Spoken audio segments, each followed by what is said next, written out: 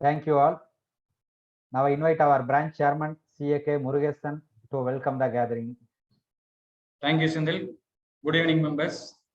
On behalf of Management Committee of Tirupur branch of SARC of ICI, I welcome our today's speaker, Advocate Vijay Balu from Coimbatore. Welcome you, sir. Thank you, sir. And also I welcome our members for this CPE meeting. Today we have a different topic, but on important topic, that is SARFAESI Act. We have to very well note to, but some importance is there explained by our today's speaker. Thank you. Thank you. Thank you, Chairman. One small question before I begin this. Yes, sir, please. Thank you, Chairman.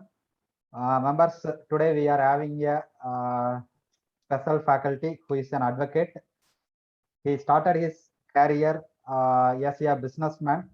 He was the joint managing director of Tambu Group of Companies at the age of 18, looking into the financial and legal aspect of the company. He completed his post-graduation in business administration, international business management, and law, turning himself into a professional.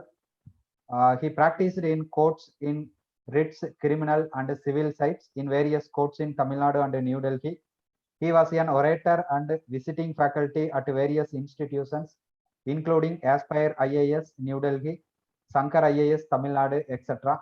He scored one of the highest marks in IBPS Specialist Officers Scale 2 exam, and he was in Bank of Baroda from July 2014, working as manager legal at Madurai region. He have been promoted as senior manager legal in Bank of Baroda under fast track scheme within 3 years of joining the bank. The main he resigned from the bank in October 2019 and currently practicing as an advocate and shepherding as an asset recovery and enforcement firm, Messrs. Alliance Redemptions.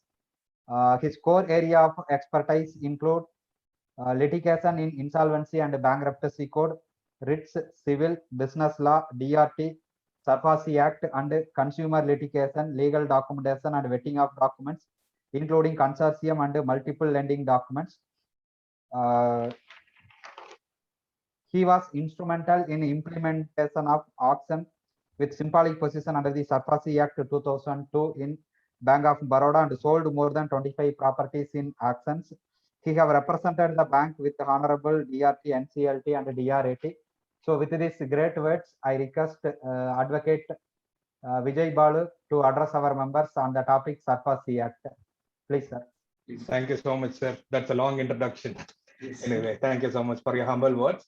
And I thank everyone who have gathered here for the session on SARFAESI Act. And yeah, let's begin this session, sir. The thing is that generally why SARFAESI is important now. The thing is that previously the government which was there was concentrating on welfare of the people as well as on vote bank. But now the thing is due to too many defaults and too many highlighting being done by the media, the shift has happened from a welfare kind of aspect in regard to bank recovery into a very strong and stringent recovery measure. And one of the tools which banks have is SARFAESI Act. And today's session, there will be this will be the overview that we will be following today. The first thing is SARFAESI action from the perspective of enforcement. That is what banks generally do. What happens when an asset is enforced under SARFAESI Act. The second part, where in every step, I'll be sharing you in regard to the details where what is the options available for the borrower to defend himself or to redeem himself. And part 3 for the last part of the session, we'll have a Q&A where I'll be engaging in a Q&A session with people who have clarifications are to being made, both from practical perspective as well as from conceptual perspective. And one thing I'd like to share here is today's session will not have sections, will not have definitions. Rather, it will be only the practical operational part of the SARFAESI Act. Because generally the 40-50 sections that a SARFAESI Act is made of doesn't really matter. there are only very few sections like section 13, section 14, section 15, which really matters. So I'll be hitting on the practical aspects when a client comes to you, what kind of a guidance you can give and what kind of relief that he'll be expecting. He might be a banker, he might be a borrower, or he might be even an auction purchaser. So when a person enters into your office and seeks direction, what kind of options that will be available for him and what kind of advice that you can be giving. That is what we'll be majorly covering today, not definitions and provisions. So who are allergic to provisions and definitions, you can be cool. So let me start off with just giving you a brief. The thing is, there are different types of lending which happens.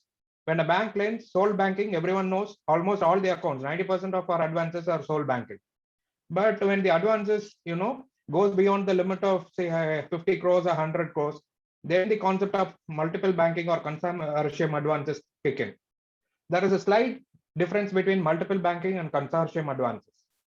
The multiple banking means that more than one bank will be lending, but with individual securities. They'll be having individual securities and they'll be lending individually to the borrower. Whereas in consortium, there will be a common security which will be shared amongst all the creditors on pari passu basis or on first charge or second charge basis, which would be enforced depending on the share of sanctioned amount that each bank has. This is the outline, and the SARFAESI Act, which we are gonna brief on or look into today, will be dealing with the 90% cases, that is on sole banking cases. The concept in regard to multiple banking cases as well as consortium advances have different nuances, which I'll briefly discuss in the last part of the session. So what is SARFAESI? When does a SARFAESI kick in? As most of us know, the asset classification of the account matters. As long as the account is standard, there is no SARFAESI. So once the account has to be classified as a non-performing asset to enforce it under SARFAESI Act. How is an account classified as a non-performing asset? That is the first question. It is classified under the norms of RBI, Reserve Bank of India, which is called as IRAC, Income Recognition and Asset Classification. So when an income, what is the income? The borrowing is the income, borrowing and interest payment. When an income is recognized and asset classification is done into standard, the account doesn't have any overdue. Substandard, when the account is having overdue, then doubtful, then loss, written off. This is the order that is being followed as per the IRAC norms. And once, generally the major conception is the account will be classified as NPA because of financial default. That is not the only reason for which an account is being classified as NPA. Generally, we believe either when we default 3 installments or when we don't repay the interest for 90 days, then the account will be classified as NPA. But whereas in regard to the technical NPAs, which means when the business doesn't exist, the business is shut down, when the stocks are shifted, when there is diversion of funds, even when there is non-compliance of terms of sanction, generally a borrower will be served with the terms of sanction at the time of borrowing, and it will be having 20 to 30 points, which we really care. We don't really care at the time of sanction. We'll just attest it and we'll just get the sanction. If a borrower violates single point of the sanction, even then an account can be recalled and marked as an NPA. This technical NPA concept is a new one, which has been recognized after the 2000s in the by the UPA government. And the NPA classification, for example, a borrower is having a housing loan as well as a car loan. Car loan is regular and the housing loan is irregular. When the housing loan is marked as an NPA, the car loan automatically becomes an NPA. That is what NPA classification is, borrower wise and not facility wise. So all the accounts are to be standard without overdue. That we have to suggest the clients, not only a single account, but almost all the accounts. And this is just a theory which states that an asset becomes NPA when it ceases to generate income. When it is an SME enterprise and it doesn't generate income, either it is generating loss or the activity has stopped, then that asset becomes a non-performing asset. Technically, as I already discussed, non-repayment of interest for 90 days, non-payment of installment for 3 continuous terms, the accounts will be classified as NPA. And till very recently, the NPAs were declared on quarterly basis, which means every quarter, at the end of every quarter, that is, which starts from March, June, September, and December. Every 90 days only the NPA classification would happen. But there is a recent shift which says that NPA will be barred on daily basis, which means your due date is 10th of April and you don't repay the loans till 10th of May, 10th of June, and 10th of August. On 10th of August, without waiting for the end of September quarter, your account will be classified as NPA and the notice, the SARFAESI action will be initiated. So one thing is, no more concept of quarterly ends in regard to classification NPA. Rather, it is daily declaration of NPA, which clearly implies on the fact that the recovery, bank recovery of bad dues is getting stricter and stricter every day. And why SARFAESI? Previously, before SARFAESI Act 2002, banks did not have much power to enforce the security interest. Despite having all mortgages, it has to come to the court. Even before 93, if you say, before RDD BFI Act, which brought in the DRT concept, we were all traveling to civil courts, which were a time-taking process. So DRT came in, and despite DRT, there was slow recovery. And hence the judiciary, the legislature thought we should give powers to the bankers for recovery, so that the ease of business in the country will ease out. So based on that, the SARFAESI Act was brought in based on the recommendations of Narasimhan Committee and the Arjuna Committee, which said that judiciary can have powers, but it should be given to bankers for real enforcement. And because of that, the SARFAESI Act was enacted in the year 2002. So SARFAESI Act, generally we all know what is SARFAESI Act, but we don't know what is the abbreviation. Not really, not even practicing advocates know the abbreviation and real meaning of SARFAESI Act. If one really knows the meaning of the words that I have highlighted, then the entire object of SARFAESI Act is enshrined just in its name. It is a typical act, which means securitization and reconstruction of financial assets and enforcement of security interest act. Today's seminar, I'll be discussing only these few words that are marked, which means SARFAESI Act is all about these only. It was enacted to reduce the non-performing assets of the bank by adopting measures of recovery and reconstruction. Generally, we all presume that SARFAESI is all about enforcement, but SARFAESI also has an option of reconstruction. How do you reconstruct an asset under SARFAESI Act? Section 15 provides for taking over the management of asset, which not many do. In fact, if you see, the SARFAESI Act was enacted in the year 2002. And the first time there was an actual takeover of management under SARFAESI Act only in the year of 2017, which is 15 years from the date of enactment. So that is the usage that this provision has been put in. But majorly, SARFAESI has been used by the bankers as a recovery act and recovery act only. And this is the general modes with regard to enforcement as well as securitization. In enforcement, if you see, the bank's financial institutions, they give loans to the borrowers. Loans are classified as NPA, and the NPAs are enforced under SARFAESI Act, and those are sold, and again they come in as security to the banks. So this is the circle of enforcement. But whereas securitization and reconstruction, banks and financial institutions lend to the borrower, loans are classified as NPA.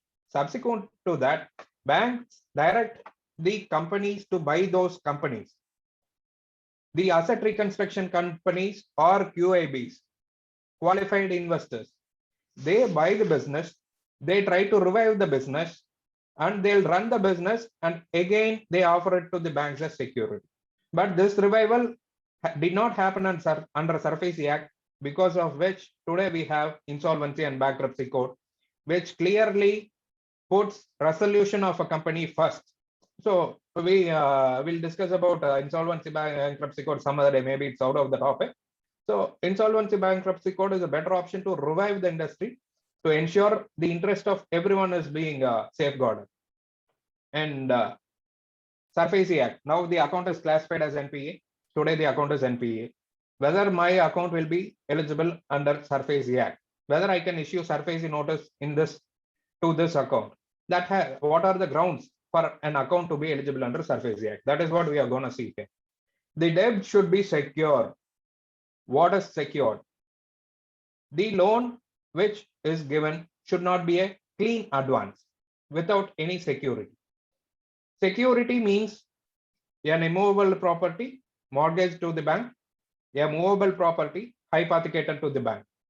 For instance, a house mortgaged to the bank is a security. A car hypothecated to the bank is a security. A machinery hypothecated to the bank is a security. So the debt has to be secured, and such a security should be available to the bank. For example, it should not be a security which is available. The mortgage would have happened, but security is unavailable or non-deductible. In such case, they can't be enforced under SARFAESI Act. Second thing is, it should be classified as NPA by the bank. Without classifying as an NPA, maybe for 60 days overdue or any overdue before classifying the account as NPA, either on technical reasons or financial reasons, a SARFAESI action cannot be initiated. And for example, if the total outstanding is 10 lakh rupees, in such a scenario, out of the 10 lakh rupees outstanding, minimum 20% should be the principal outstanding, which means rupees 2 lakhs should be the principal outstanding. If less than 2 lakhs is the outstanding, principal outstanding, then such an account cannot be enforced under SARFAESI Act. And there is also one more thing. The minimum eligibility for an account is rupees 1 lakh. Any outstanding above 1 lakh, only that can be enforced under SARFAESI Act. Hence, small advances cannot be. And the security offer should not be an agricultural land. An agricultural land can only be enforced under DRT, through DRT under RBBFI Act, and not through SARFAESI Act. And the document should not be barred by limitation. The document should be alive. It should not be a time barred document. These are the conditions, preconditions for enforcement of a security interest under SARFAESI Act. And who enforces all this? Who does that? Yes, statute is there, and statute has given a power. And who is exercising such a power that has been given by the statute? That is one authorized officer who is clearly defined under the SARFAESI Act. He will be acting on behalf of the secured creditor. Why do we call secured creditor under SARFAESI Act? Because we have a security with a valid charge of hypothecation, mortgage, pledge or something, and he is a creditor. It is exercised by the official of the bank, not any special judicial authority which is appointed. It is exercised by the officer of the bank. And generally, in case of public sector bank, it will be an officer above the rank of chief manager, scale 4 and above. And in case of private sector bank, they will be appointed through the resolution or power of attorney. It varies from different private sector banks because they have different hierarchy. Few banks like Karur Vysya Bank, they have the similar setup to that of a government bank, whereas ICICI Bank and other banks, international banks, have a different hierarchy. So generally, in case of private bank, it will be through power of attorneys and resolution. And such an authorized officer is a statutory authority. What does statutory authority means? He is given powers by a statute. Statute is law. Law gives power to the authorized officer, and he is not a banker when he acts as the authorized officer. Rather, he is a person recognized by law. That is what statutory authority means. And generally, his authority cannot be intervened by courts. It can be intervened at certain points, which we'll be discussing through SARFAESI applications made by the borrower or mortgager. But generally, the civil court's intervention is barred. So this authorized officer will be carrying out each and every activity under the SARFAESI Act. And how does it start? The account has been marked NPA. What do they do next? They serve a notice under section 13 clause 2. 13 clause 2, it is a demand notice that is served under section 13 clause 2. Everyone will be calling it demand notice, SARFAESI notice, or 13(2) notice, which are interchangeable. What will the notice have? The contents will be name and address of the borrowers and guarantors. It should be issued to each and everyone involved in the account: borrower, guarantor, mortgagor. In case if a borrower has deceased, then the notice has to be issued to the legal heirs of the deceased borrower or guarantor. If the notice is not issued to the legal heir, then that notice is defective and liable to be challenged in the Honorable DR. And the next thing that includes is the credit facilities availed by the borrower. What is the sanction amount and when was it last acknowledged? As we discussed previously, the precondition is it should not be barred by limitation. Hence, the detail of acknowledgement of debt has to be compulsorily mentioned in the 13(2) notice. The other thing is reason, date of default and reasons for default. Date of default is the date of NPA, and reasons for default is whether on technical reasons or financial reasons. That has to be mentioned in the demand notice. And details of outstanding debt. In the here we are mentioning the sanction amount. Here the outstanding as on date of issuance of SARFAESI notice is to be mentioned. And details of secured asset, which means the property mortgaged or goods or machineries movables hypothecated. The details of those assets is to be mentioned. In case if any of the above is not mentioned, then the notice may be defective. See, here there is no shall because it is subject to the judiciary to decide. Hence, if something amongst the above is missing in the demand notice, it is liable to be judged defective by the Honorable PO of the DR. So when a borrower receives this notice, he has to check for the contents and ensure these are mentioned by the issuing bank. And once the demand notice is issued, service of notice, the duration of notice is 60 days. That I'll brief you when I deal with section 13 clause 4. There is something called as service of notice. What is service of notice? See, SARFAESI Act is a procedural law. What is a procedural law? Here there is nothing legal. The statutes was made by legislatures who very well know that it will be carried on by bankers who are not advocates. So they wanted to make it simple. All the formats are given in the act itself, and they have to just fill in the blank and issue notices and comply with the provisions of the code. As simple as that. So the main condition in regard to demand notice under section 13 class 2 is that the service of notice, that is the 13(2) notice, has to be served compulsorily to all borrowers and guarantors. How is it is to be served? Through registered post, speed post, courier, email, UPC, fax, also by hand delivery. But we should have an acknowledgement of receipt. That is for sure.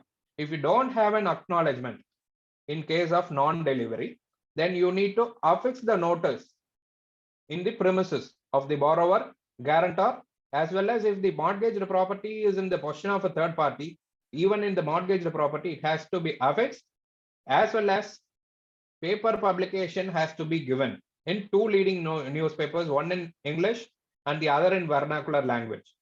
Only when we have proof of service, that is acknowledgement for serving all the borrowers and guarantors with the demand notice, or we having the proof of affixing the demand notice in the premises, as well as paper publication, either we should have the acknowledgement for everyone. If acknowledgement is unavailable, the paper publication and photograph. This is essential to ensure that the SARFAESI notice under section 13(2) has been served upon the borrowers and guarantors. Without service, without proper service, the further SARFAESI action will not kick out. So this 60 days will be calculated only from the date of service of SARFAESI notice under section 13 class 2.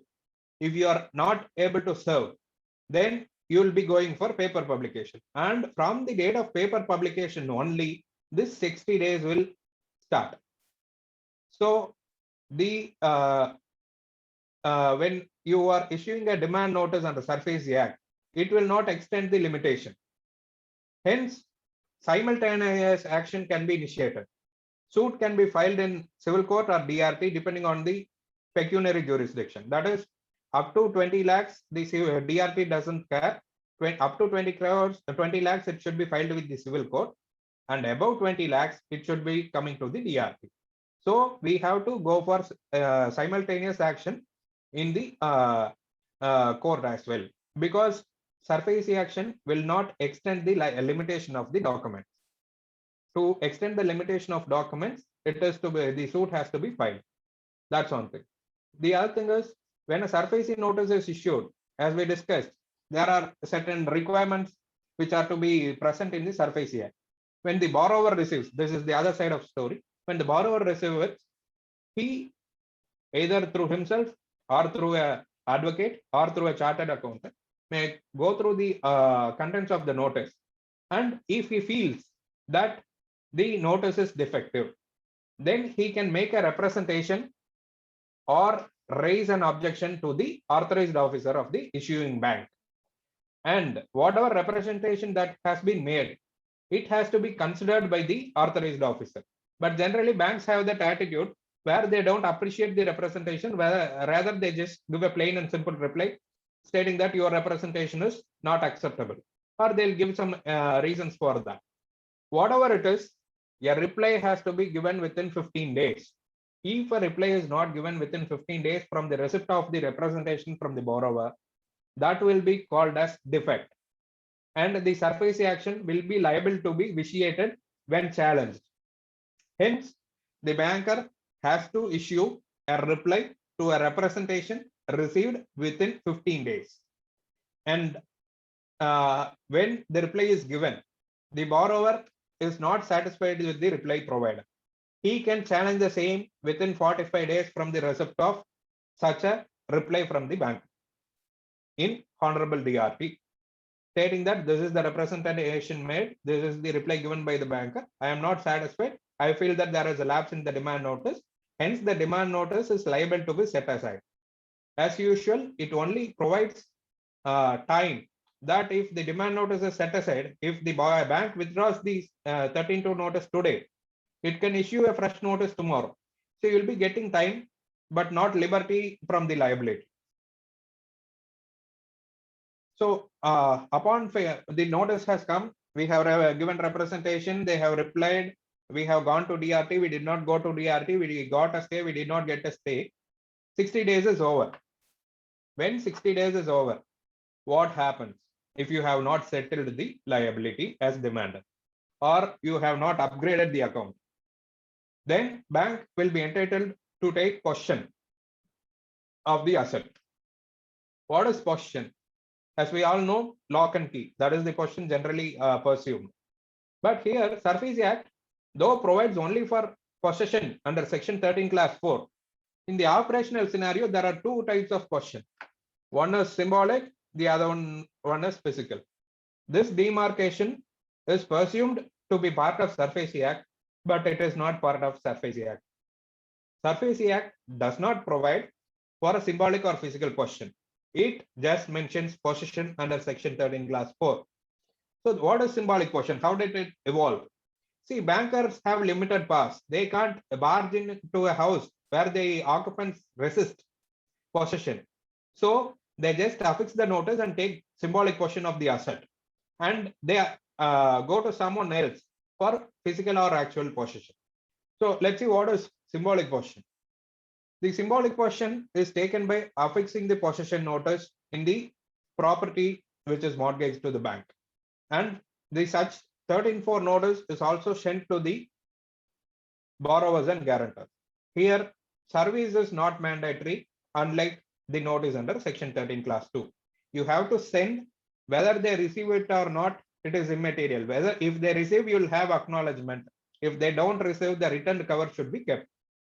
And what is physical possession? That everyone knows by lock and key. You either vacate the premises or you keep the goods inside the premises, lock it, take physical possession, put the seal and all, and you take the possession of the asset. Once you take possession, such possession has to be published in a newspaper within 7 days from the date of publication. And in such case, it should be in vernacular and English in two newspapers with wide circulation. In case of resistance, this is the real thing. We generally go for possession. We go and affix the notice in the premises of the mortgaged property, and we demand them to hand over peaceful possession of the asset. But they never usually provide peaceful possession of the assets, and they resist providing peaceful possession. Hence, when they resist, what options do we have? SARFAESI provides under section 14 powers to move before the district magistrate, who is the collector, and chief metropolitan magistrate in only the metropolitan districts like Kolkata, Delhi, Chennai and Mumbai. And in other parts of the country, as per the latest ruling, initially when the act was enacted, CJM were given powers, subsequently withdrawn. And now, due to the delay of ordering by district magistrate, the judiciary has restored power to chief judicial magistrate of every district to provide permission for physical possession under section 14. Actually, as per guideline, the period of disposing of such physical possession application is 30 days. However, it runs even 2 years.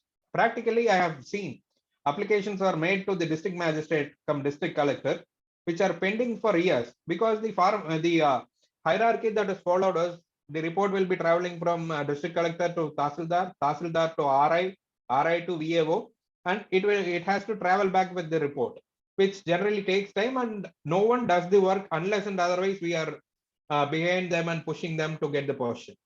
So it should be 30 days, but it doesn't really happen. And once it is ordered, the order is being given by the authority. Then in case of a DM order, it is the revenue authorities who will be accompanying us for taking the physical possession. Revenue authorities, when DM passes an order, Tahsildar is the appropriate authority for taking physical possession and delivering the same to the authorized officer of the bank. Tahsildar, accompanied by revenue inspector as well as VAO of that concerned village, will be present along with police and take either through cooperation or forcefully and hand over the possession to the authorized officer. And in case of a CJM or CMM, an advocate commissioner would be appointed. Who is an advocate commissioner? Advocate commissioner is merely a practicing advocate who will be assigned a specific task of taking possession of the secured asset and handing it over to the bank by the chief judicial magistrate or chief metropolitan magistrate. They will be an advocate who will have the powers of the court. When advocate commissioner is on the field, he has the authority of the chief metropolitan magistrate or chief judicial magistrate per se, and he even has the authority to issue warrants, to seek support of pollers, and as well as carry out any acts incidental thereto. And in case of non-cooperation of pollers, he even have the power to file a contempt petition before the respective courts. So he is a person who almost has the power of the judicial authority that he represents. And they, along with police department, would take free vacant possession of the property and hand it over to the bank. Till now, we feel that, okay, demand notice is issued, subsequently possession is taken, all fine. But this is not as easy as it looks in the paper. We face lots of hurdles. I have been a banker like for 5.5 years. I have been an advocate for initially 6 years, then for the past couple of years, mainly practicing in regard to banking, where I had to represent institutions as well as borrowers. So even a small lapse, for example, the date of NPA being wrongly mentioned, or reason for classification. For example, an account would have been classified as NPA because of pause of business. The business is not happening, or erosion of stock. That being the reason for original classification of NPA, when the demand notice says that the account has been classified as an NPA because of interest overdue or default in repayment of interest, Based on that small minor clerical mistake where the manager or the authorized officer forgetting to mention the appropriate reason, we have set aside notices. So it is every single thing counts. When the 13(4) notice is not published within 7 days, generally there is a misconception where few bankers feel that it should be 7 working days. No, 7 days irrespective of national holiday or Saturday or Sunday, it should be published within 7 days. When they fail, the position is set aside. Again, it will start from step 1. So though this seems so simple on paper, it is not that simple, because when the borrowing amount is less than 25 lakhs, the borrower will be submissive. Either he'll come for repayment, or he will at least sell the asset and repay. But when it runs above 5 crores, the borrower will be strong. And that is where the real thing happens. When he resists, that is where we people are needed. We help them out, or we help the institution to enforce interest when the security interest is more than 5 crores. And once the possession is taken, either symbolic or physical, the property is brought to auction without intervention of the court. When it is symbolic auction with symbolic possession, it is done on as is, where is, and whatever it is basis. Bank doesn't take responsibility in regard to any actions subsequent to the auction. This is technically right, but actually banks give promises to the buyers that we'll be helping you to take possession. Though we have only symbolic possession now, we'll be helping you to take physical possession. We'll be defending the SARFAESI applications file, blah, blah, blah. But generally, when a buyer comes and asks you when it is on symbolic possession, he should be ready and able to consider that this property is being sold only with symbolic possession and not with physical possession. Few managers keep their words and help you to take physical possession. Few, either by transfer, replacement, or retirement, any other reason, if the manager changes, the total picture changes. So auction with symbolic possession is symbolic possession only, despite whatever oral promises that are being made. And physical possession, this is absolutely less problematic when compared to symbolic possession, but rarely around 10% of the properties are only auctioned with physical possession. The other 90% of the properties are done only based on symbolic possession. So generally when the auction is made, you have to check whether it is based on symbolic possession or physical possession before advising the borrower or the buyer. And the valuation of the property is to be taken by a government approved valuer. Generally, banks have valuer who are approved valuers as well as unapproved valuers. Everyone assessing for the bank are approved by the board of the bank. But when it comes to SARFAESI action, such a valuer has to be a government approved valuer. And those lists is available with IBA, Indian Bankers Association, which will be providing the list of government approved valuers. And the property bought under auction should have been assessed by them only. If it is not assessed by a government approved valuer, what happens? The sale will be set aside. Simple as that. You don't follow a rule, your entire thing will be thrown out. That is the nuance of SARFAESI Act. You have to follow each and every step by step, inch by inch, without any defects. And the SARFAESI Act is 30 days notice for the first time auction, and subsequently it will be 15 days. 30 days from the date of service of notice to the borrower and mortgager. For example, sale notice is published today. It is sent to the borrowers and mortgagers. From the date of receipt from them, it should be 30 days. How do we know? What if they don't receive for a week or 10 days? Generally, we bankers, what we do, we send the notices with the auction days fixed beyond 45 days in case of a 30 days auction and 25 days in case of 15-day auction. As well as we publish the same in 2 leading newspapers, just like already discussed in English and vernacular. So the 30 days, though we presume begins from the publication, service also is being considered by judiciary. Further, that notice has also been affixed in the mortgage property which is bought to be sale, so bought for the sale. here the thing is, few things are not in the slide, which I would like to, discuss with you. The thing is that bringing the property to sale, it will have a time for inspection.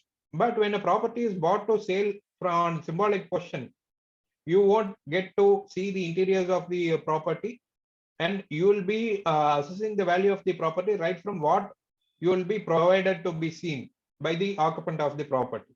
So generally, when it is on an as varies basis, the first thing that a prospective buyer should explore is for one-time settlement, wherein though the price that he pays is more than what the bank has quoted, it is less problematic, because if he is going to pay something in addition to the reserve price to the original occupant, it may be the owner or a tenant, he will be getting peaceful possession, first thing.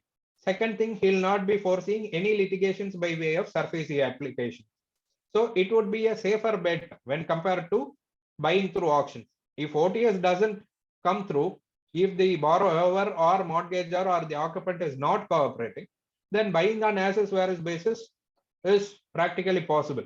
And such a buying is most of the times lucrative.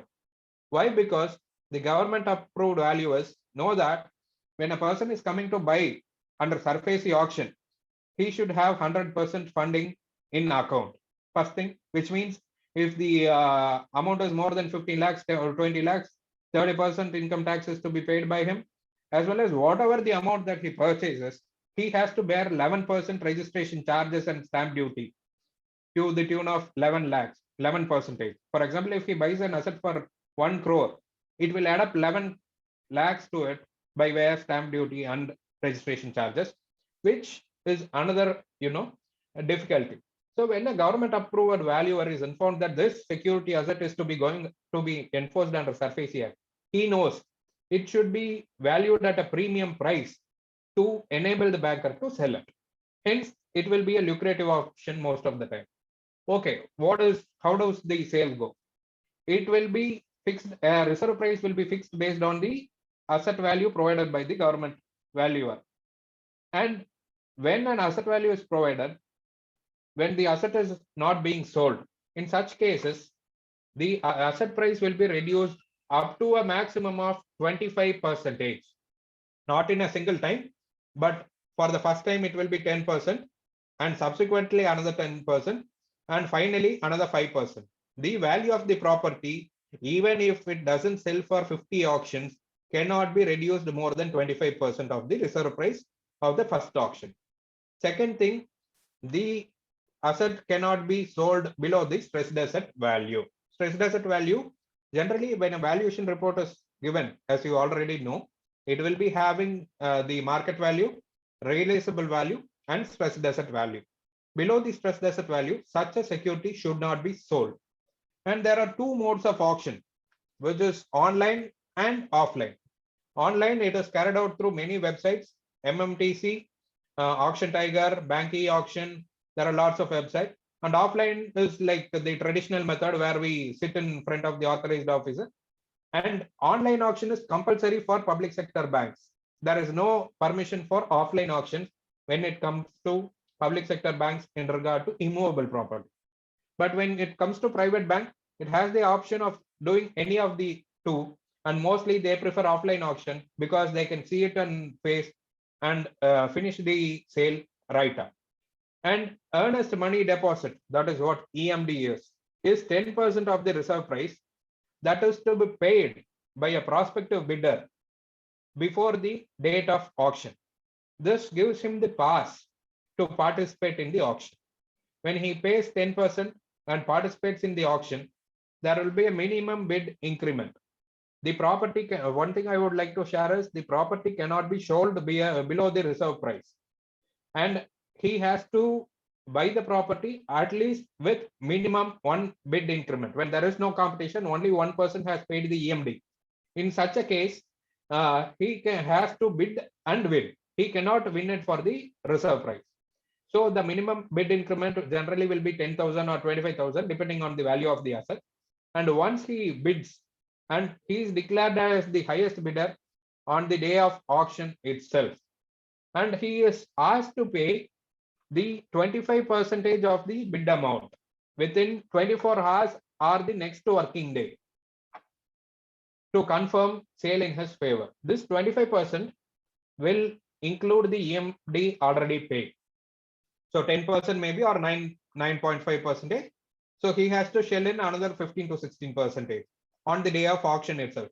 So primarily, when a person wants to buy a property under SARFAESI auction, he should be ready with 25% of the reserve price at the time of auction itself.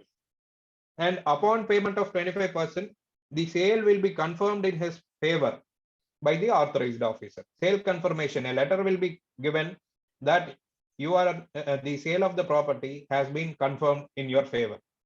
If I participate in the auction, I pay the EMD, I bid, I win, but I default payment of the remaining person, what will happen? The EMD will be generally forfeited by the authorized officer. It will be a term in the auction publication itself, which clearly says that in case of non-compliance of the auction provisions, the EMD will be forfeited. If your EMD is forfeited, then you have an option to move to the Honorable DRT and seek refund of the EMD, which on humanitarian basis is ordered, but you don't have a right to reclaim the EMD. And generally the bank gives 30 days time if it is a 30 days notice, or 15 days time in case of a 15 days notice for payment of the remaining 75% of the sale consideration. And if you are unable to pay the 35 within the 35 days or 30 days or 15 days, then an extension up to 90 days is provided at the discretion of the authorized officer. Why discretion? It is not a legal right available for the buyer.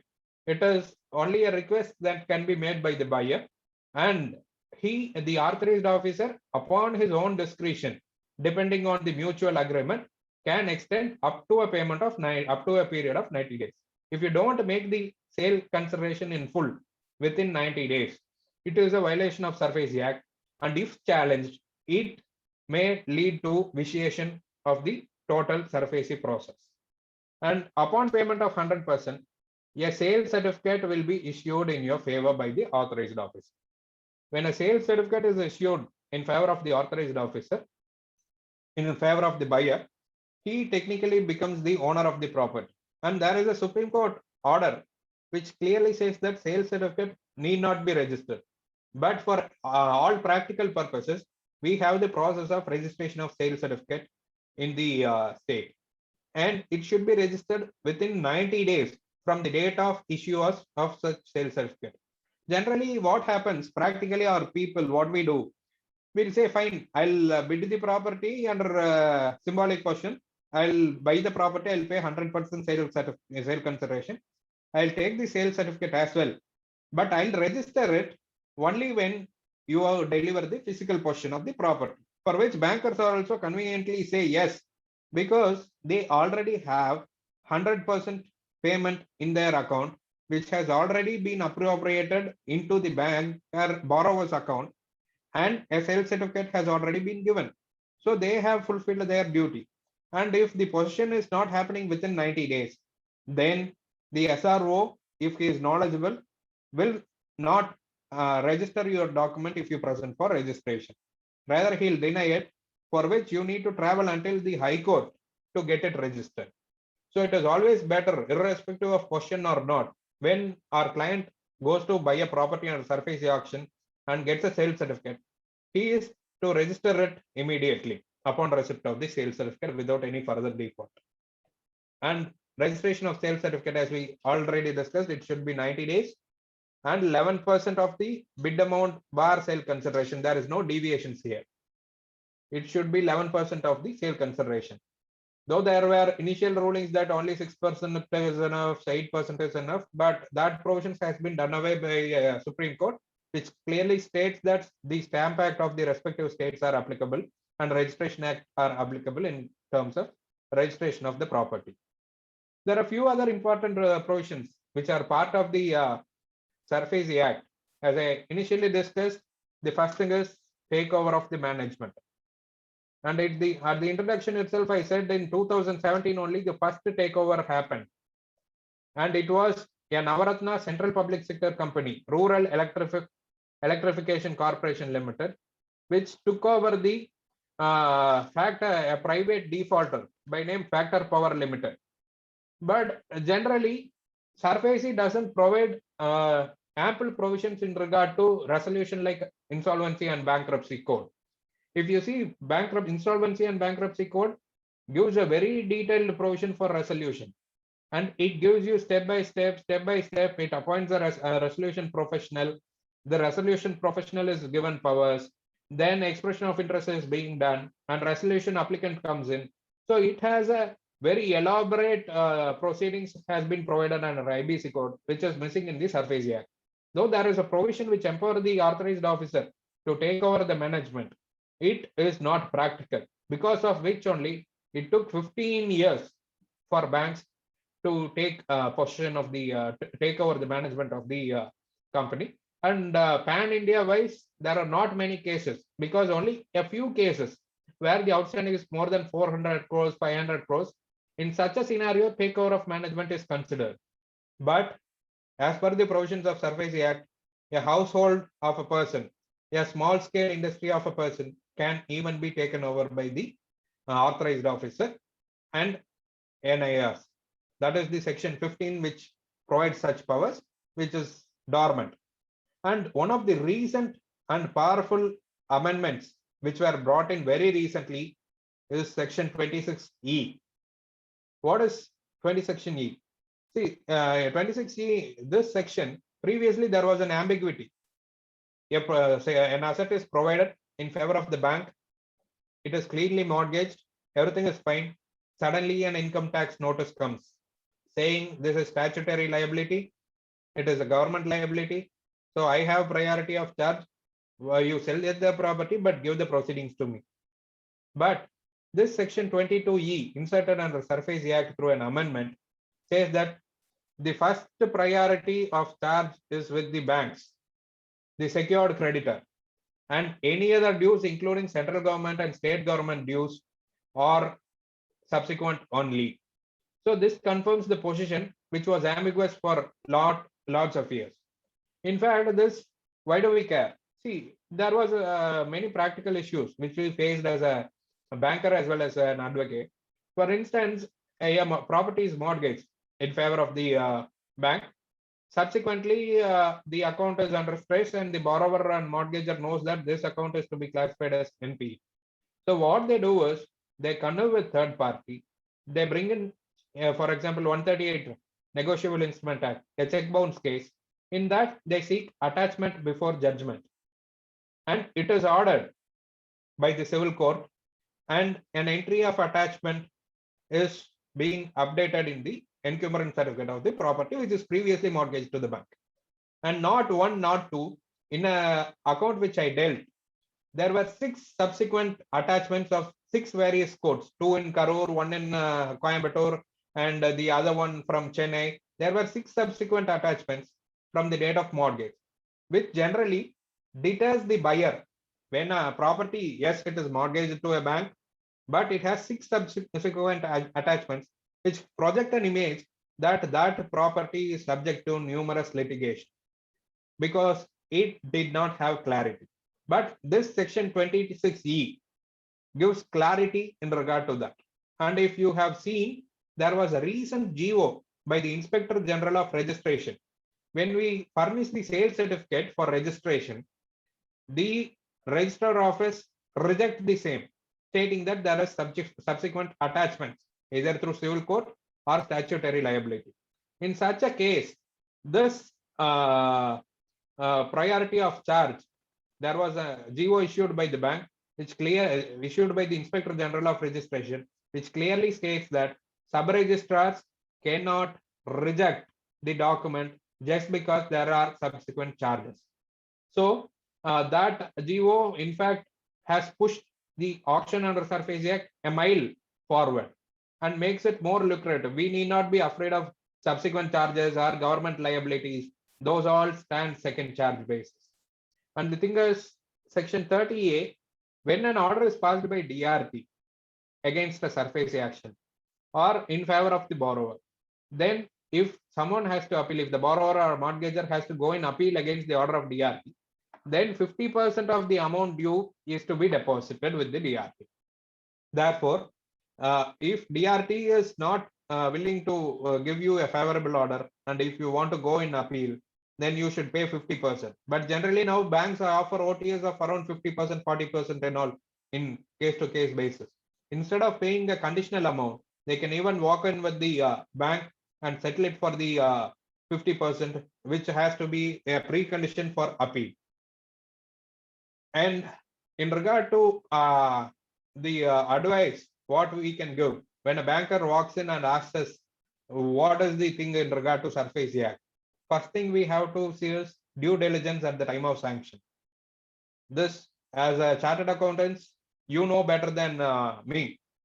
The asset coverage ratio, the actual value of property, location of the property, marketability, title of the property, as well as financial discipline with other bankers, financial discipline of the office bearers, directors or partners of the institution, as well as sister concerns. So those due diligence at the time of sanction. Generally, since I was a banker, I do both the jobs, one giving credit as well as recovering them. And when the credit is being given, the first word which the branch manager says is, sir, nalla borrower, sir. He is a very good borrower.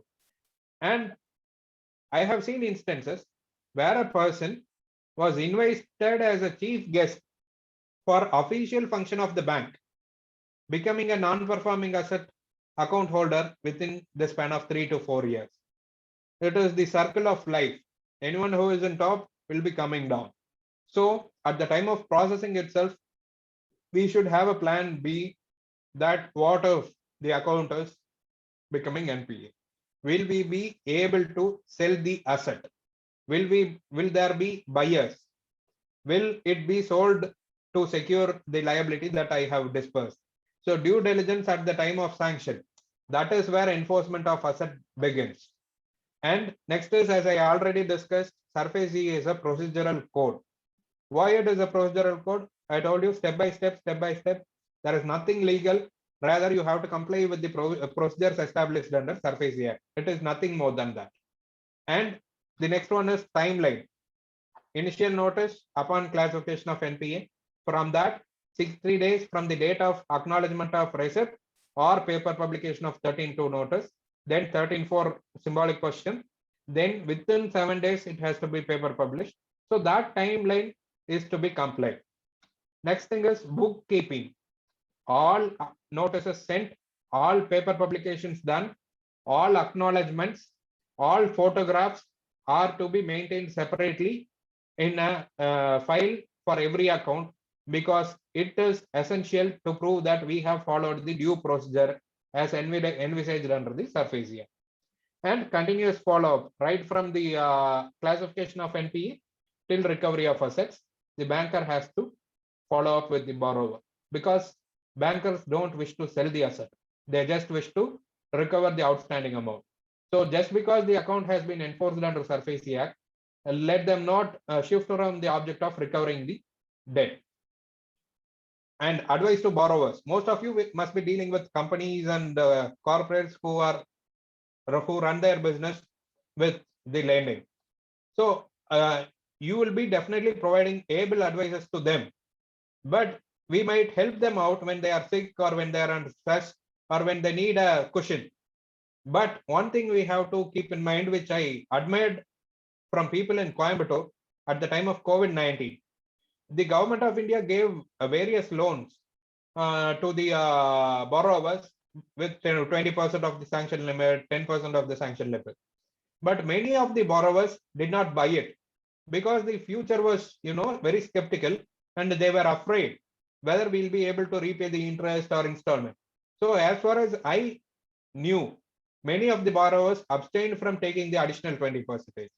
So first thing is, we have to borrow only what we can repay. What would be the income generation? What would be the capability of shelling out for bank default? Because once it defaults, within 90 days, our property will be in auction. So we have to borrow only what we can repay. And asset coverage ratio. You guys know more than what I know in regard to asset coverage. The thing is, there are two things. One is the asset coverage ratio that is in the proposal of the bank, which will always be higher. What would be the real asset coverage ratio? Only the owner knows. And he should be practical as far as possible in ascertaining the asset coverage ratio of the firm or company that he holds. And it should be more than 1.5, irrespective of the fact that this asset coverage ratio need not consider only the properties that has been given to the bank. He might have assets which are not part of the bank. So generally, he should have cushion when he is being enforced under SARFAESI Act or when he is defaulting. He should be able to dispose of the property or asset created out of the funding of the bank and get out of the liability. And the main thing is never default. See, today's scenario is not like how it was many years ago. Today's scenario is very difficult for a borrower. He has been under various stress. But one stress you can't handle is under SARFAESI Act. Why? Any other stress will be financial or technical or operational. But under SARFAESI, it will be reputational. You default, you would be the one of the bigger entrepreneurs in your district today. Your account becomes NPA tomorrow. On the 67th day, your name will be in the newspaper along with the name of your firm and all the guarantors. Generally, we have the habit of giving the family people as guarantors. So husband, wife, mother, father. So all the names will be in the newspaper. So defaulting and repayment is never an option. If you are going to default, then mental conditioning. See, when we get into something, we should be able to preempt what would happen. Generally, a businessman will always be seeing the positive side of the story. Sir, if I get 10 crores, I'll put it, I'll convert it to 100 crores, I'll buy RD, blah, blah, blah. But what if it flanks? Mental conditioning is very important to take even that reputational loss that I spoke a few minutes back. If your name is coming in a newspaper because of financial default, it is not a bad reason. In fact, when compared to the other kind of news which we read in newspaper, you ventured into a business, you tried giving employment, you run a factory, you contributed to the GDP of the nation, and due to some financial issues, you are under stress. So just getting published in the newspaper is not real reputational loss. That has to be communicated and openly spoken between the parties involved. Mental conditioning is important because on one side you have financial stress, the other side you have reputational stress, third side you don't need a mental stress as well. So you should be ready for that when your account is under stress. This should be openly talked amongst the involved parties and the family which is occupying the mortgage security. They must be mentally ready to accept the reality. So that obligation is upon the borrower to condition his family. And the thing is, litigation. There are many advocates in Coimbatore, including me, who practice in the banking side, who would say, no problem, sir, you come, sir, we'll teach the bank a lesson, sir, we'll do that, we'll do this. But it will only buy time. 99%. Unless and otherwise, any technical issues, as I discussed, only when there is a technical lapse, you will be able to set aside the entire process. Otherwise, it will only buy time. And at times, you will even gain the enmity of the banker. Once he becomes an enemy, and tomorrow you go for an on-time settlement, he will not be helping you. So it is always better to not to go for a litigation unless otherwise it is the only option left for you. And when you are under stress, there will be too much of opinions that are flowing inside, too much of opinions that people will be coming and telling you, do this, do that, I know that advocate, I know this banker, I know this recovery agent, he'll do that, he'll do this. But never absolutely trust anything. Advise them, fine, but question until you are satisfied. You have to question, how come this will happen? How you will do this? What will be the next step? You have to keep questioning everything before you trust. I won't say you should not trust, because obviously we'll need a chartered accountant, we need an lawyer, we need a recovery agent, and we also need the help of the banker ultimately. So we should trust, but we should trust only after questioning, not absolutely. And for the buyers, now it is a season of buying under SARFAESI Act because many have money in account, NRI accounts, domestic accounts through sale of property for capital gain. They want to buy assets with white, to be frank. And such buyers are consulting with qualified people like chartered accountants, lawyers, and all. And we should be in a position to give them an opinion. First thing is, don't blindly believe that when a property is in the bank, mortgage to the bank, the title is clear. As a banker, I would strongly say that 40 to 50% of the property mortgage to the bank will be defective. I will not say absolutely defective, but it will have defects which are either rectifiable or irrectifiable. So the general presumption that a property in bank is having valid mortgage title is not right. Hence, an independent title clearance is to be seen. Why? Because an advocate is paid 3,000 rupees for a legal opinion. For 3,000 rupees, he will be working for, a few hours rarely. So he wouldn't investigate or be careful to certify that the property is clear or not. The other thing is, as a practical chartered accountant, you would have approached many bank panel advocates for opinion. And if you see how many opinions are being rejected by the advocate, my approval rate is 60% only, which I'd proudly say I am rejecting 40% of my opinions, which means 40% of the properties are not having clear, valid, and marketable title. But how many advocates do that? Because when I reject an opinion, I don't even get the 3,000 that I have to be paid. And I end up spending my valuable professional time as well. But who cares? They approve. Hence, a title clearance has to be done. And generally, when we buy a property under SARFAESI Act, we don't care about the compliance of SARFAESI Act at all. We'll see the title clearance. Title is clear, so we'll buy it. And after buying, the borrower or mortgager files an essay for cancelling the sale because there is lapse in compliance of SARFAESI Act. So once you want to buy a property under SARFAESI Act, you need to see the compliance of the SARFAESI Act as well. And history of the account. Why history of the account? See, we need to preempt, just like a borrower at the time of borrowing, a buyer at the time of buying the asset itself has to preempt the strength of the mortgager, strength of the borrower. When he has availed a loan of 40 crores, 50 crores, which means he is mighty. And if you are going to buy his property under auction, you should be strong enough to defend him. And you should be ready for any possible litigation. And only when you are ready for that, by analyzing the history of the account, how much he has borrowed, what asset he has created, who does he have contacts with, then it will be safe to get in bed with him. Till that, you have to be skeptical about that. And the next thing which has been detailedly discussed is about possession. Is it physical possession or symbolic possession? One thing is, before the date of auction, the application before district magistrate, chief judicial magistrate, or chief metropolitan magistrate has to be filed. Because once the property is sold, the right of the banker under section 14 exhausts.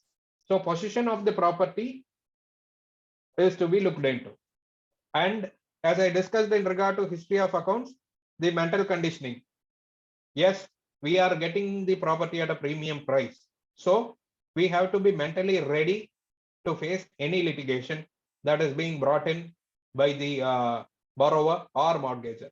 And once again, trust but question. There will be too many information that will be flooded in by the recovery agent or banker, because banker gets recovery agent gets a commission. So they'll be trying to put it with all the beautiful things in front of you. For example, let's take simply the value of the asset. They'll be say, sir, market value is 1.5 crores, sir, we get for 75 lakhs. Even that you have to question. You have to make independent analysis of the facts that are put forward, and it is to be analyzed. And this is all about SARFAESI Act in a nutshell. And this session has almost been a monologue, just me talking till now. So I would like to take questions from you, and I would like to provide as much as possible solutions, practical solutions for that. So I leave the forum open to everyone to flood in the questions. Thank you.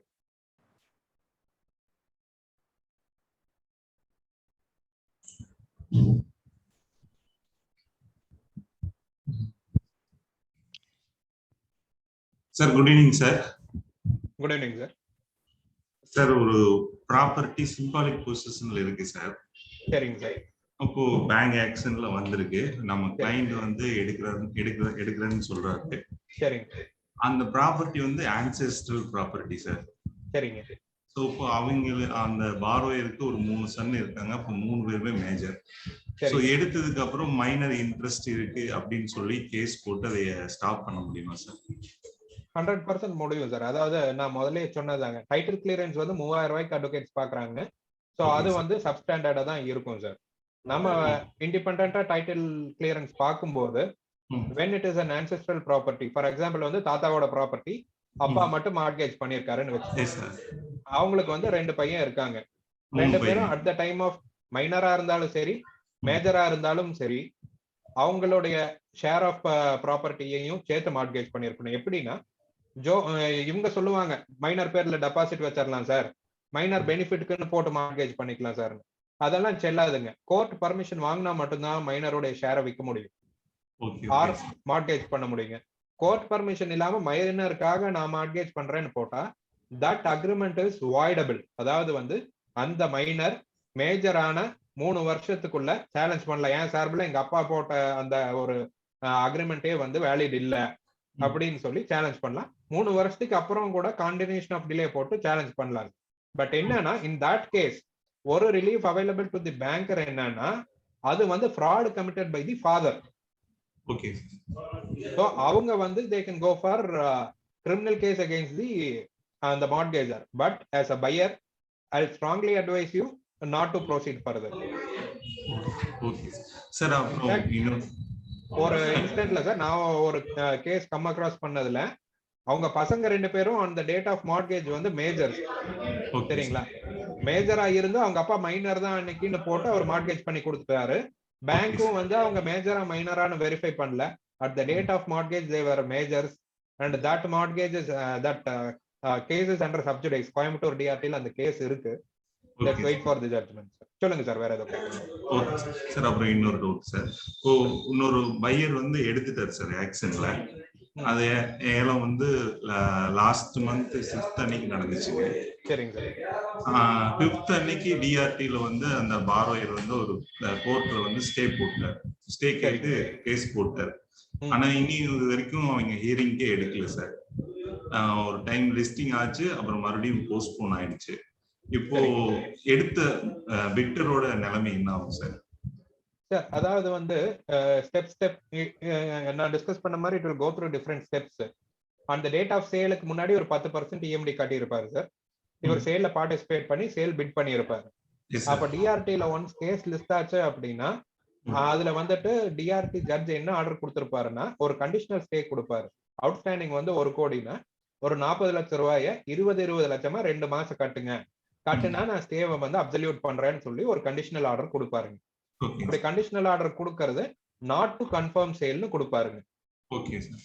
So நீங்க வந்து அன்னைக்கு 10% பே பண்ணிருப்பீங்க இஎம்டிங்க, and remaining 25% வந்து within 24 hours or next working டேல pay பண்ணிருப்பீங்க. Yes sir, yes sir.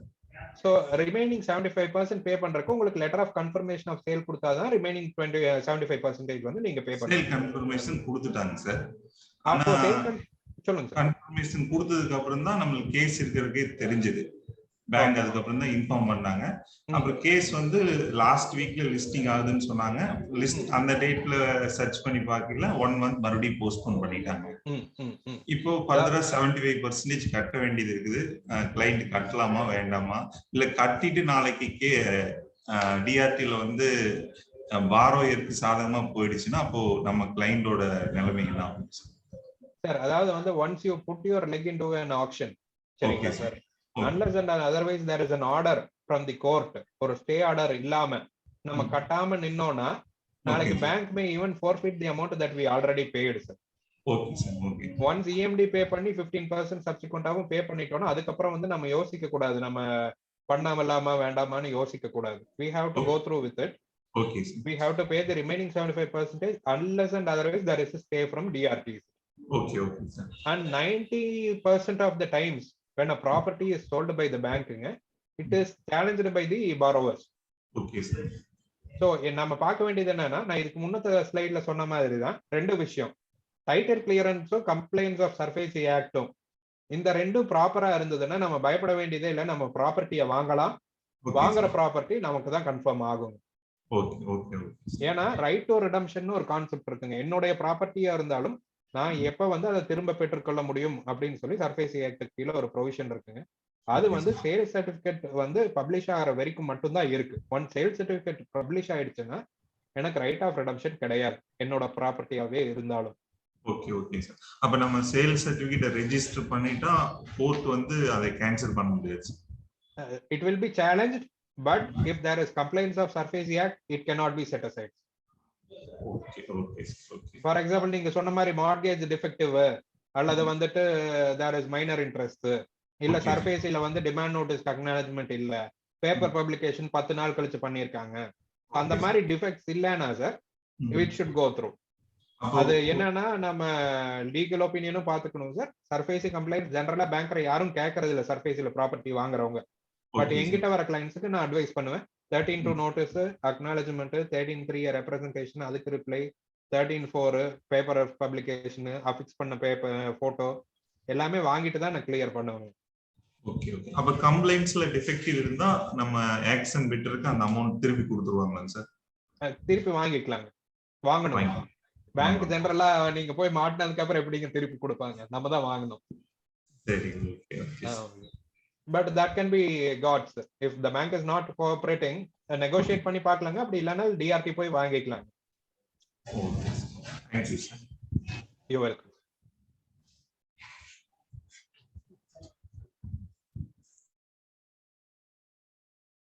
Any other questions from anyone, sir? Members, any other clarification? Okay.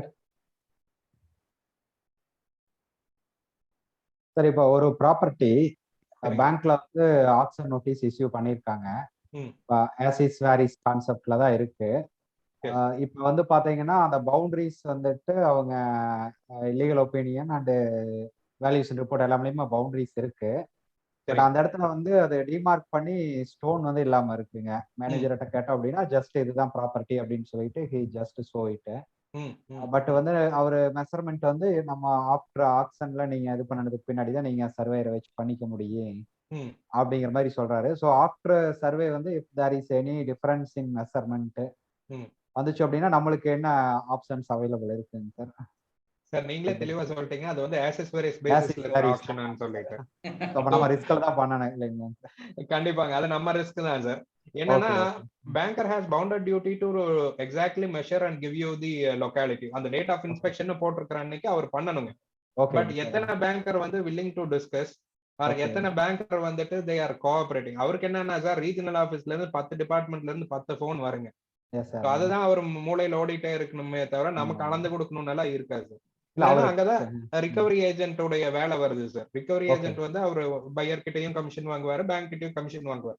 But அவர் என்னன்னா surface act பாக்குறது, documentation வாங்கி கொடுக்கறது, உங்களுக்கு வந்து லிஸ்ட் ஆஃப் டாக்குமெண்ட்ஸ் அந்த எம்ஓடியில் இருக்கிற டாக்குமெண்ட்ஸ் எல்லாம்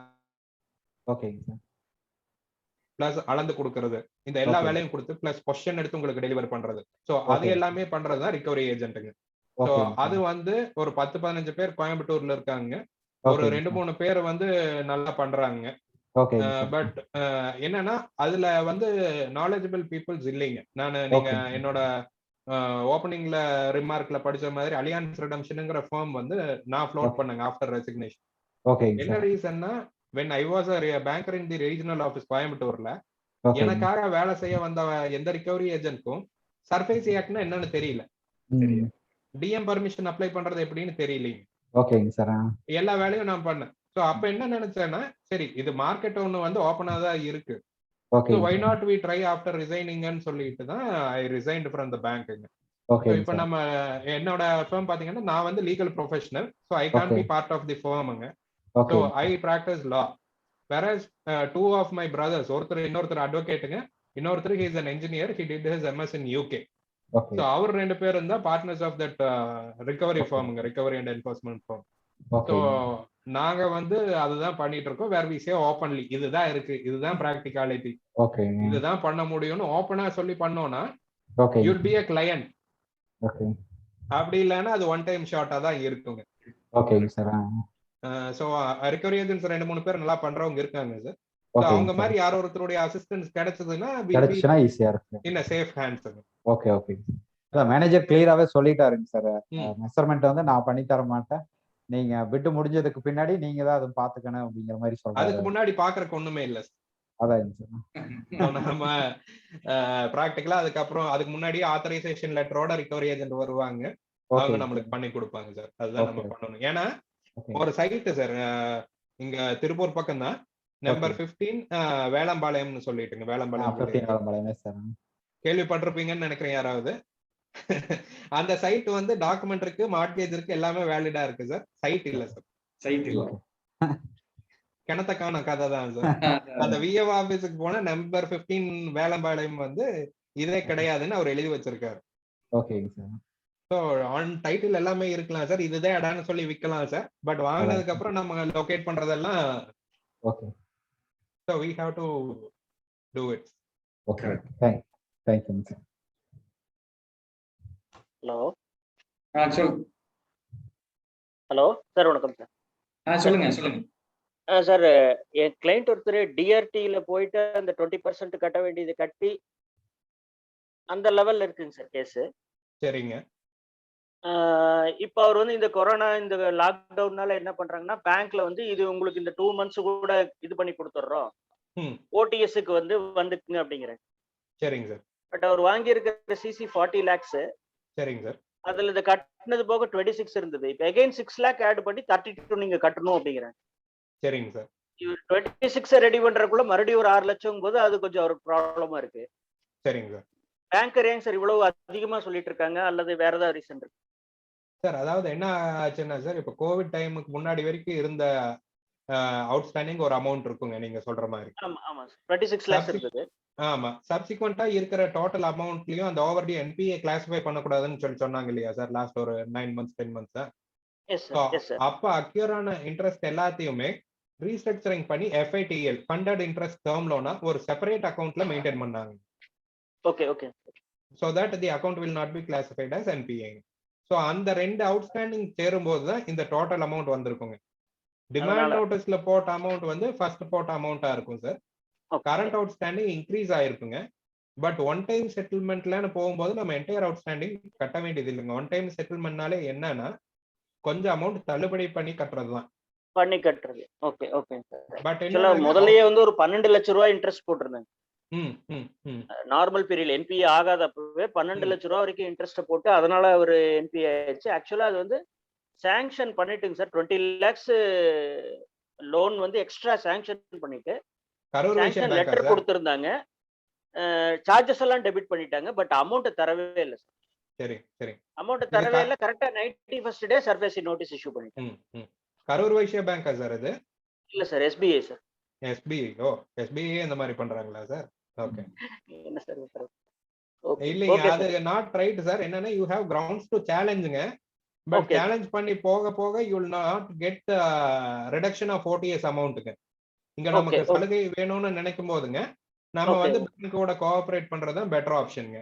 பட் கஸ்டமருக்கு ஒன்னு சொல்லுங்க, பாரோவருக்கு, when you settle with waiver or write off your CIBIL will be affected.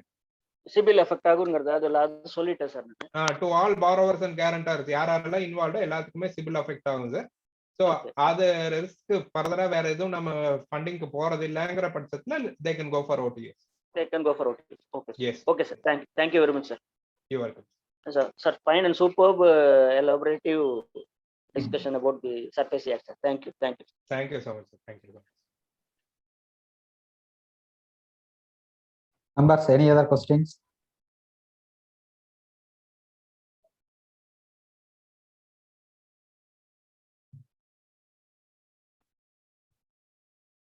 That's it sir, I hope.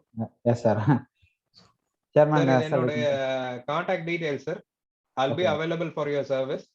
okay, Any professional advisor இருந்தாலும் சரி, you can call me irrespective. Don't have any hesitation.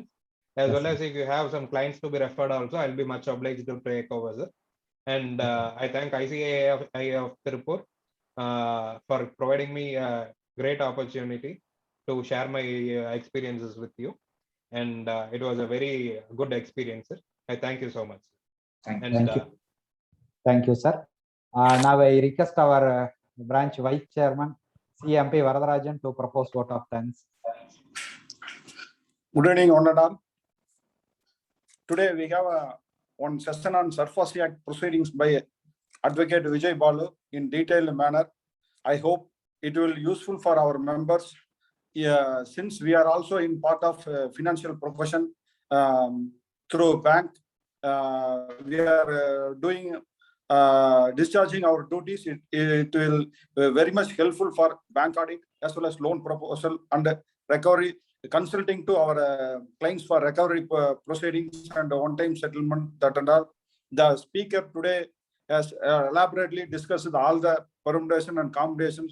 What is the, he is not telling merely because of the act, he will discuss the practical things, how to be and give us solutions to the SARFAESI Act proceedings. I once again thank you for acceptance of our invitation to deliver this session, sir. Thank you, sir. I it was a great also opportunity. I also thank all the members who participated in this meeting. I also thank our branch person who are doing this through virtual mode. Thank you for branch staff. Thank you for one and all. Thank you, sir. Thank you. Thank you, Thank you, sir. Thank you. Excellent, Speaker, sir. Okay.